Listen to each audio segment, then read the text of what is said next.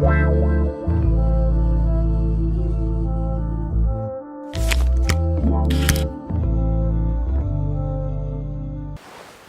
sommes dans l'octave de Noël et nous célébrons aujourd'hui le témoignage de ces enfants qui ont été innocemment sacrifiés par Hérode, prétendant tuer le Messie parmi eux.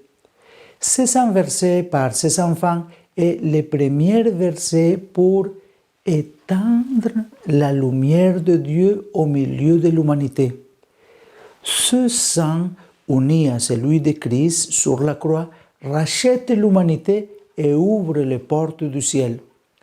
Le sang des martyrs d'hier et d'aujourd'hui nourrit la force de la puissance de la paix, puisque toutes souffrances humaines unies au Christ Jésus deviennent une monnaie d'échange pour obtenir la paix et la fraternité pour lesquelles Dieu s'est fait homme, a partagé notre humanité, a souffert, est mort et est ressuscité. Comme pilule, face aux dangers auxquels nous devons faire front, soyons solidaires les uns avec les autres. Aujourd'hui, je continue, dans le cadre de cette octave de Noël, à partager avec vous le message du Saint-Père pour la journée de prière pour la paix du 1er janvier 2023. Le Saint-Père nous dit que le Covid-19 nous a plongés dans la nuit, déstabilisant notre vie ordinaire, chamboulant nos plans et nos habitudes, bouleverse l'apparente tranquillité des sociétés, même les plus privilégiées, entraînant désorientation et souffrance, causant la mort de beaucoup de nos frères et sœurs. Entraînés dans un tourbillon de défis imprévus et dans une situation qui n'était pas très claire, même du point de vue scientifique, le monde de la santé s'est mobilisé pour soulager la douleur de nombre de personnes et tenter d'y remédier, tout comme les autorités politiques qui ont dû prendre des mesures importantes en termes d'organisation et de gestion de l'urgence. En plus des manifestations physiques, le Covid-19 a provoqué parfois à long terme un malaise général qui a grandi dans le cœur de nombreux individus et familles avec des effets considérables alimentés par de longues périodes d'isolement et diverses restrictions de liberté.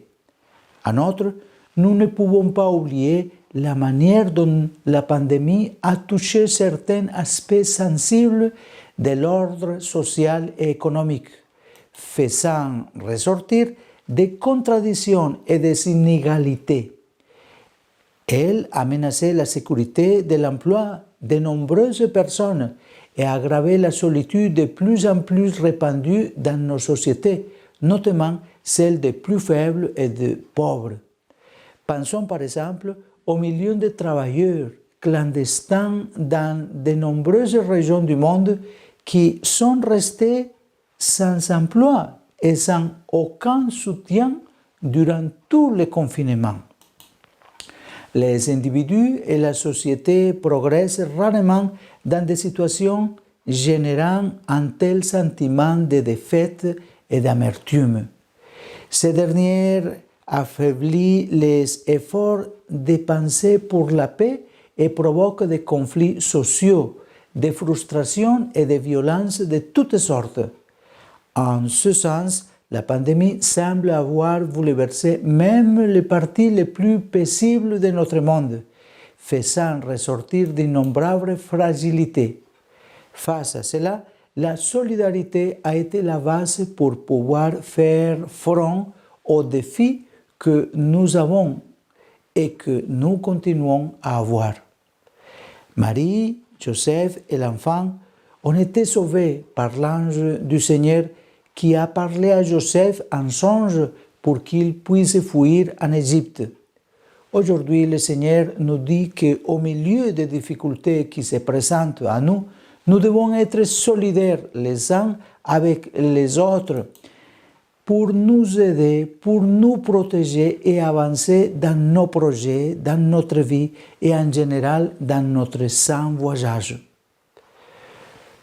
Bonne journée des saints innocents et que Dieu nous accorde la grâce vraiment de nous entraider et vivre la solidarité en cette Noël et toujours. Bonne journée.